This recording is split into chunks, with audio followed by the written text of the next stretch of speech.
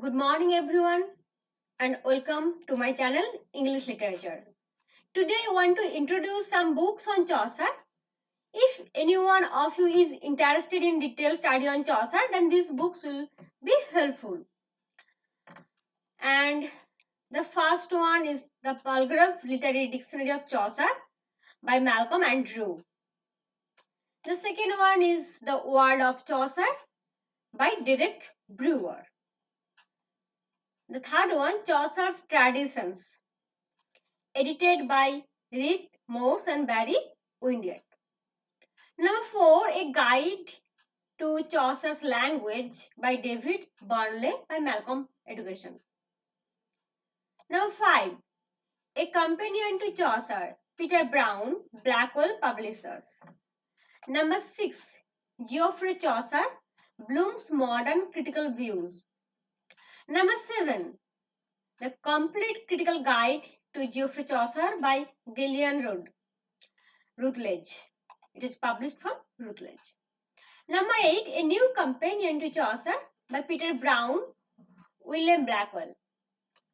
Number 8, Chaucer's Pilgrims, an historical guide to the pilgrims in the Canterbury Tales.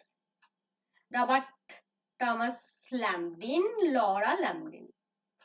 Number 10, The Cambridge Companion to Chaucer, Piero Boitani and Gilman, Cambridge University Press. Number 11, The Canterbury Tales in Modern English by Geoffrey Chaucer by Neville Cohill, Penguin Classics. Number 12, Encyclopedia of Medieval Literature, J. Rood.